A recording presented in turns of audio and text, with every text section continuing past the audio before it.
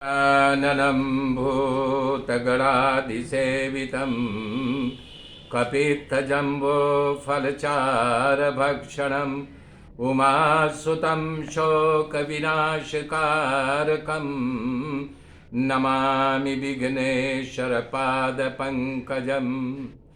गुरुर्ब्रह्मा गुरुर्विष्णु गुरुदेव महेश्वर गुरु साक्षात् परब्रह्म तस्मै श्री गुरुवे नमः।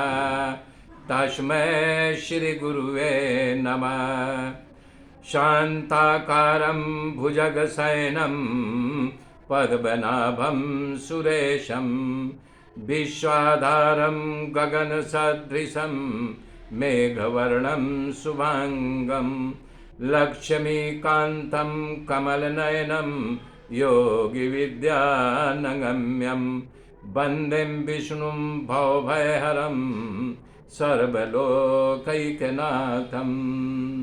या कुन्देन्दु तुषारहारधवला या शुभ्रवस्त्रावृता या वीणावरदण्डमण्डितकरा या श्वेतपद्मासना या ब्रह्माच्युतशङ्कर पवित्रवीर्ति देवै सदा वन्दिता।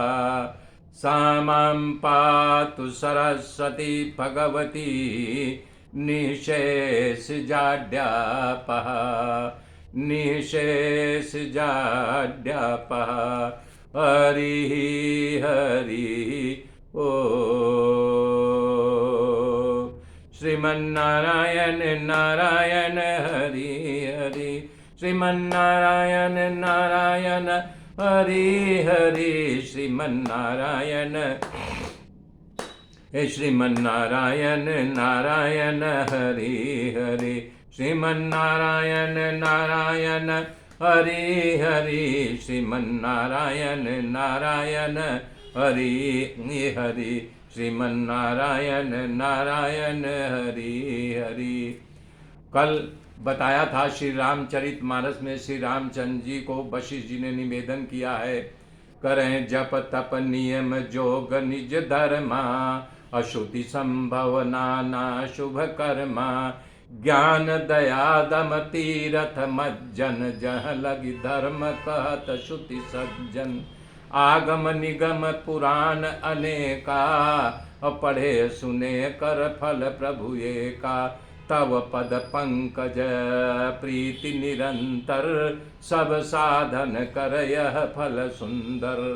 तो नारद जी अपने बारे में कल बताए थे कि मैं एक दासी का पुत्र था। मेरी माँ एक ब्राह्मण के घर में नौकरानी, आज के युग की नौकरानी, तो चतुर्मास में वहाँ जो थे साधु संत आए थे, उनकी सेवा किए, तो उनकी सेवा का फल मिला है। तो बता रहे हैं संत जिसके अपना जूठन खाने के दे दें तो समझो कि भगवान की कृपा हो गई। और संत की दृष्टि जिस पर मान लो कथा चल रही है तो बार बार जिस पर संत की दृष्टि पड़े तो समझो कि मेरे ऊपर भगवान की कृपा बरस रही है। या संत जिसको एकांत में बुला करके, भीड़ भाड़ रहती है, एकांत में बुला करके उससे कुछ वार्तालाप करें या कुछ अनेक बात करें तो समझो कि तुम्हारे ऊपर भगवान की कृपा होने वाली है।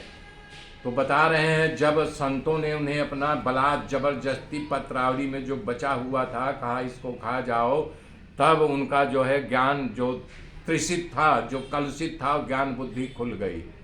तो जब ज्ञान बुद्धि खुल गई तब संत लोग उनको जाते जाते बता दिए कि बेटा मैं तो जा रहा हूँ, तो लेकिन तुम ऐसे ही करना।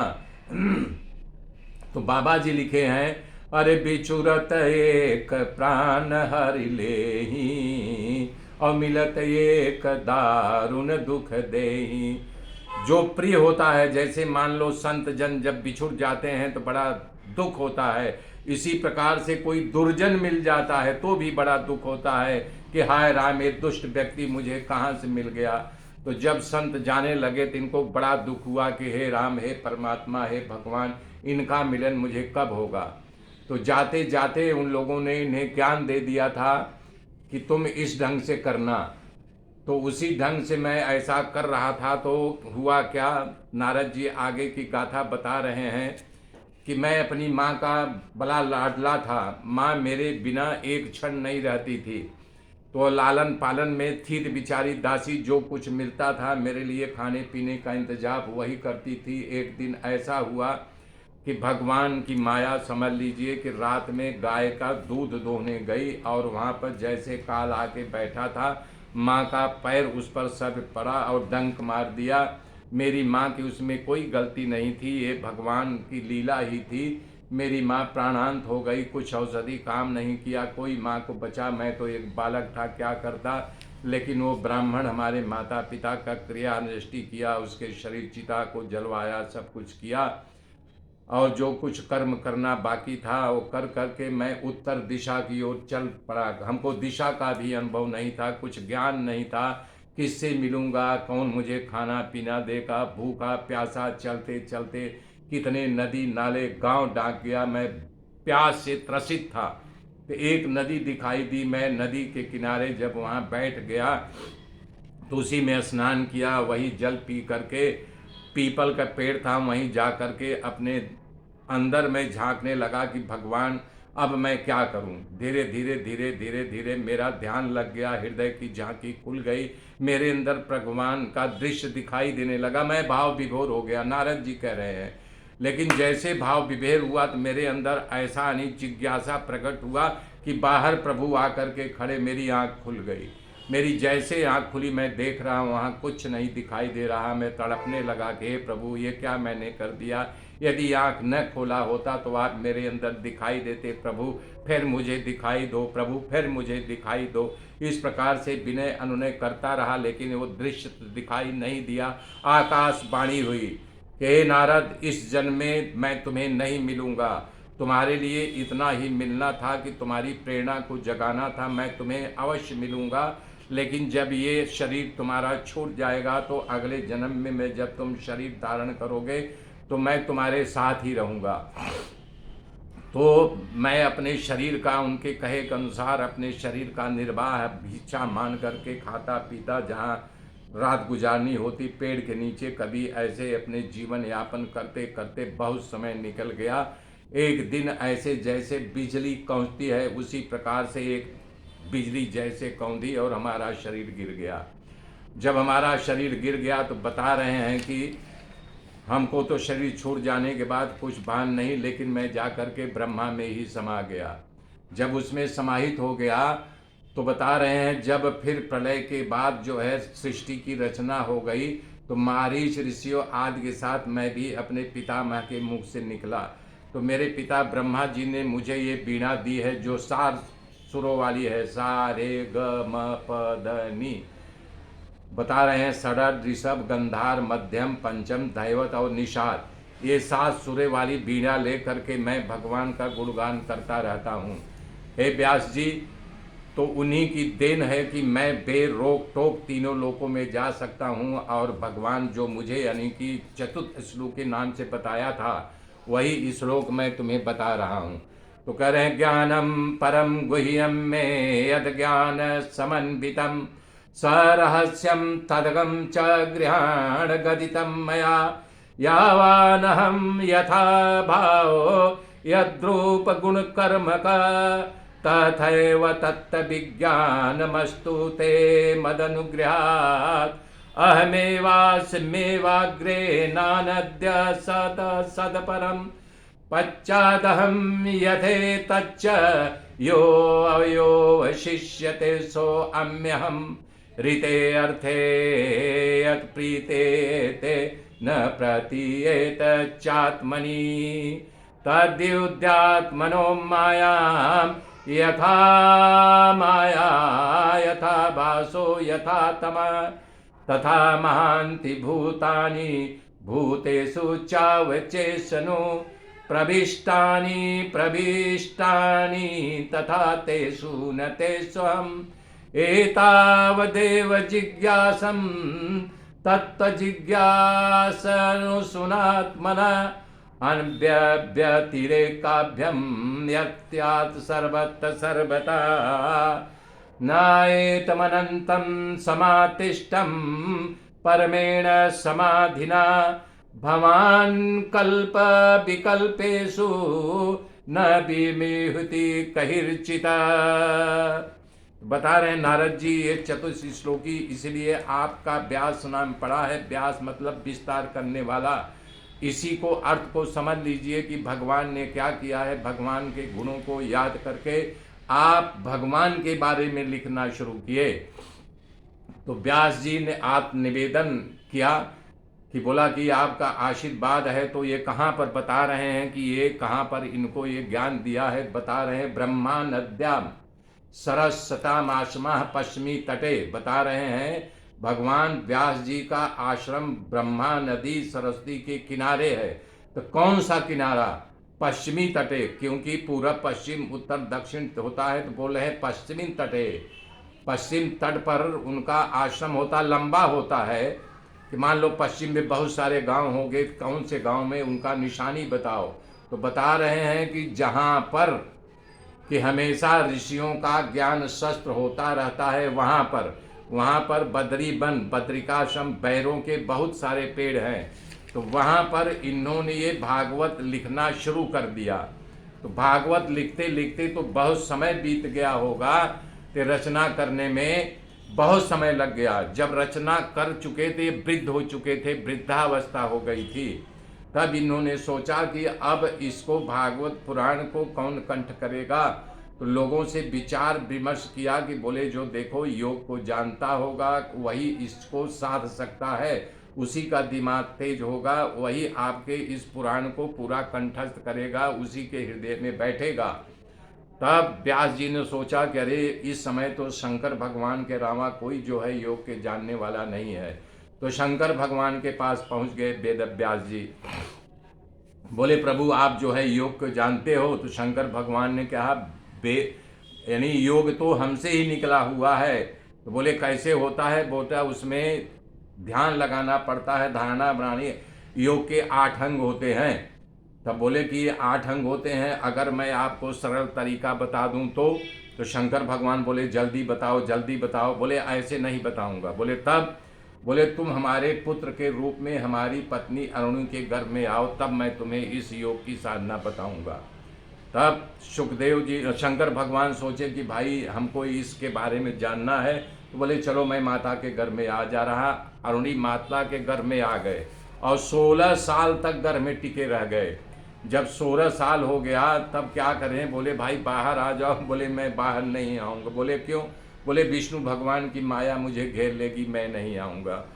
तब व्यास जी ने बड़ा प्रार्थना किया। ये प्रार्थना जो काकभुसुंडी रामायण में शिव जी की स्तुति की है वो स्थिति सुना रहा हूँ।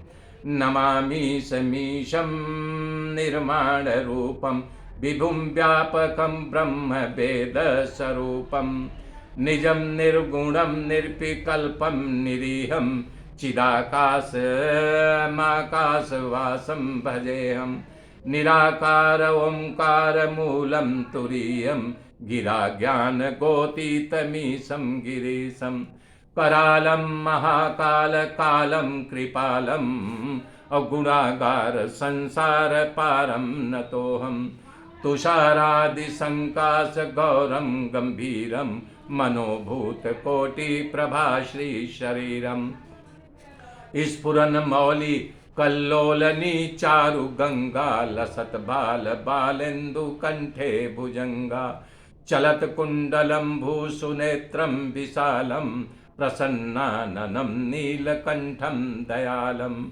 मृगाधीशं चंबांबरम मुंडमालम प्रियं शंकरं सर्वनाथं भजामि प्रचंडं प्रकृष्टं प्रगल्भं परेशं अखंडं अजं भानकोटि प्रकाशं त्रयशूल निर्मूलनं शूलपाणिं भजेऽहं भवानीपति भावगम्यं कलातीत कल्याण कल्पांतकारी और सदा सज्जनानंद दाता पुरारी चिदानंद संदोह मोह पहारी प्रसीद प्रसीद प्रभो मन्मथारी न यावद उमानाथ पादार बिंदम भजेति है लोके परावा नराणाम न तावत् सुखम शांति संताप नाशम प्रसीद प्रसीद सर्वभूतादिवासम। बता रहे न जानामि योगम जपम नैव पूजा न तो हम सदा सर्वदा शंभु तुभ्यम जरा जन्म दुःखोद्यताताप्य नाशम प्रभो पाहि आपन नमामि समीसम। तो जब ऐसे व्यास जी ने प्रार्थना किया तो वो गर्भ से निकल आए और गर्भ से निकल करके भाग खड़े हुए तो जा करके किसी गुफा में घुस गए, छिप गए। अब व्यास जी बेचारे परेशान, वृद्ध हो चुके थे। बोले अब मेरे पुत्र को कहाँ खोजूं? तो उन्होंने अपने शिष्यों को बुलाया और श्लोक रटाया। बोला यही श्लोक जा करके आसपास के गुफाओं में गाओ। तब गा रहे हैं ब्रह्मपिडम नटवर बपु कर्णियो कर्णिकारम बीभद्रवासद कनक कपीसम वैजंती मालयम रंधान वेणोरधर सुदया पुरेनो गोपबिंद बिंदारण्यम स्वपदस्मरणम प्राविशद गतिमिव। तो जब नहीं हिले तब फिर बोला कि एक दूसरा श्लोक गाओ, तब वो निकलेगा। तब वो वहां पर जा करके फिर बोल रहे हैं अहो बकिम यह स्तन काल कूटः जीधायम सया पापः इदम्य साध्वी लेभे गति धातृचिताम तयो अंतः दयालु शरणम भजेम। कहना चाह रहे हैं और आश्चर्य की बात है कि पूतना अपने स्तन में कालकूट विष लगा करके आई और भगवान को मारना चाह रही थी। भगवान ने उसके प्राण को पी करके उसको मोक्ष दे दिया। ऐसे दयालु भगवान कृष्ण हैं। इतना सुनते ही बता रहे हैं सुखदेव जी गुफा से बाहर आ गए और उन्होंने सोचा भगवान कृष्ण इतने बड़े दयालु हैं कि विष देने वाले पूतना को भी बैकुंठ भेज दिया, तो ये राजभोग किस काम का? मैं उनका जो है कथा अवश्य करूंगा। तब वो जो है निकल आए, निकल करके आ करके तब राजा परीक्षित के पास पहुंच करके ये कथा कनाने के लिए उन्होंने कमर कस लिया। इसलिए सुना रहा हूं कि कथा में पद पद पर श्री कृष्ण की लीला है। संस्था च पांडुपुत्राम बच्चे कृष्ण कथे दयम। बता रहे कदम कदम पर पांडु पुत्रों के साथ बड़ा जो है विनाशकारी लीला हुआ था। कदम कदम पर उनकी रक्षा कर रहे थे। आगे की गाथा मैं कल जोड़ूंगा मित्रों। तब तक के लिए जय श्री राम, जय श्री राम, जय श्री राम।